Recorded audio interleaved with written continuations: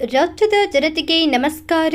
ಇಂದು ರಾಜ್ಯ ಸರ್ಕಾರವು ರಾಜ್ಯದ ಎಲ್ಲ ರೈತ ಬಾಂಧವರ ಖಾತೆಗೆ ಬೆಳೆ ವಿಮೆ ಪರಿಹಾರವಾಗಿ ಒಟ್ಟು 1,791 ಕೋಟಿ ರೂಪಾಯಿ ಬೆಳೆ ವಿಮೆಯನ್ನು ಬಿಡುಗಡೆ ಮಾಡಿ ರಾಜ್ಯದ ಎಲ್ಲ ರೈತರಿಗೆ ಒಂದು ಬಂಪರ್ ಗಿಫ್ಟ್ ಅನ್ನು ಸರ್ಕಾರ ನೀಡಿದೆ. ಹೌದು, ಹಾಗಾದರೆ ಯಾವೆಲ್ಲ ಜಿಲ್ಲೆಯ ರೈತರಿಗೆ ಈ ಒಂದು ಪರಿಹಾರ ಜಮೆಯಾಗುತ್ತಿದೆ ಮತ್ತು ಎಷ್ಟು ಪರಿಹಾರ ಮತ್ತು ಯಾವೆಲ್ಲ ಬೆಳೆಗೆ ಪರಿಹಾರ ಜಮೆ ಮಾಡಲಾಗುತ್ತಿದೆ ಎಂಬುದರ ಸಂಪೂರ್ಣ ಮಾಹಿತಿಗಾಗಿ ಈ ಒಂದು ವಿಡಿಯೋವನ್ನು ಸಂಪೂರ್ಣವಾಗಿ ನೋಡಿ.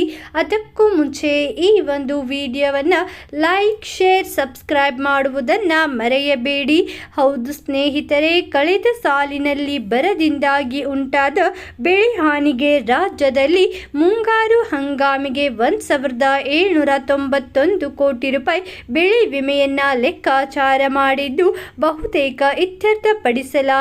ಹೌದು, ಇದೇ ರೀತಿ ಹಿಂಗಾರು ಬೆಳೆ ವಿಮೆ ಪರಿಹಾರ ಹಣ ತಲುಪಿಸಲು ವಿಮಾ ಕಂಪನಿಗಳೊಂದಿಗೆ ಸಮನ್ವಯ ಮಾಡಿ ಎಂದು ಕೃಷಿ ಸಚಿವ ಚಲುವರಾಯಸ್ವಾಮಿಯವರು ಅಧಿಕಾರಿಗಳಿಗೆ ಸೂಚನೆಯನ್ನ ನೀಡಿದ್ದಾರೆ. ಹೌದು ಸ್ನೇಹಿತರೆ, 2023-24ನೇ ಮುಂಗಾರಿನಲ್ಲಿ 19.14 ಲಕ್ಷ ರೈತರು 15.10 ಲಕ್ಷ ಹೆಕ್ಟೇರ್ ವಿಸ್ತೀರ್ಣದಲ್ಲಿ ಬೆಳೆ ವಿಮೆಗೆ ನೋಂದಾಯಿಸಿದ್ದಾರೆ. ನಿಯಮಾನುಸಾರ ಪರಿಶೀಲಿಸಿ ಅಂತಿಮವಾಗಿ ಬಾಕಿ ಇರುವ 130 ಕೋಟಿ ರೂಪಾಯಿಗಳನ್ನು ಶೀಘ್ರವೇ ವಿತರಣೆ ಮಾಡಿ ಎಂದು ತಿಳಿಸಿದ್ದಾರೆ. ಹಾಗೂ 2023-24ನೇ ಸಾಲಿನ ಹಿಂಗಾರು ಮತ್ತು ಬೇಸಿಗೆ ಹಂಗಾಮಿನಲ್ಲಿ 5.88 ಲಕ್ಷ ರೈತರು 5.43 ಹೆಕ್ಟೇರ್ ಪ್ರದೇಶಕ್ಕೆ ಬೆಳೆ ವಿಮೆಗೆ ನೋಂದಾಯಿಸಿದ್ದರು. ಈವರೆಗೆ ಪ್ರಿವೆಂಟೆಡ್ ಸೋಯಿಂಗ್, ಸ್ಥಳೀಯ ಪ್ರಕೃತಿ ವಿಕೋಪ ಮತ್ತು ಮಿಡ್ ಸೀಸನ್ ಅಡ್ವರ್ಸಿಟಿ ಅಡಿಯಲ್ಲಿ 16,053 ರೈತರಿಗೆ 7.93 ಕೋಟಿ ರೂಪಾಯಿ ಪರಿಹಾರ ಇತ್ಯರ್ಥಪಡಿಸಲಾಗಿದೆ. ಹೌದು, ಉಳಿದ ರೈತರಿಗೆ ವಿಮೆ ಹಣ ತಲುಪಿಸಿ ಎಂದು ನಿರ್ದೇಶಕರು ಮಾಹಿತಿಯನ್ನ ನೀಡಿದ್ದಾರೆ.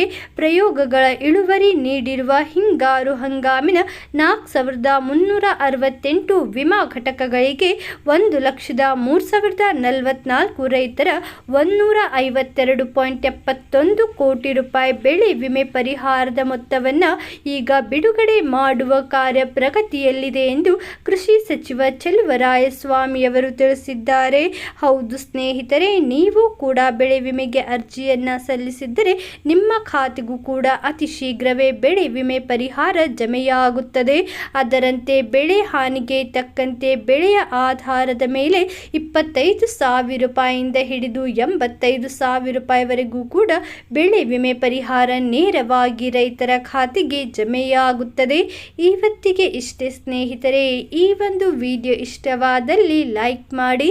ನೀವು ಇನ್ನೂ ಆದರೂ ಕನ್ನಡ ಸುದ್ದಿ ಚಾನೆಲ್ ಅನ್ನು ಸಬ್ಸ್ಕ್ರೈಬ್ ಮಾಡಿಲ್ಲವೆಂದರೆ ಈ ಕೂಡಲೇ ಸಬ್ಸ್ಕ್ರೈಬ್ ಮಾಡಿ ಹಾಗೂ ಈ ಒಂದು ವಿಡಿಯೋವನ್ನು ನಿಮ್ಮ ಎಲ್ಲ ರೈತ ಸ್ನೇಹಿತರೊಡನೆ ಶೇರ್ ಮಾಡುವುದನ್ನು ಮರೆಯಬೇಡಿ.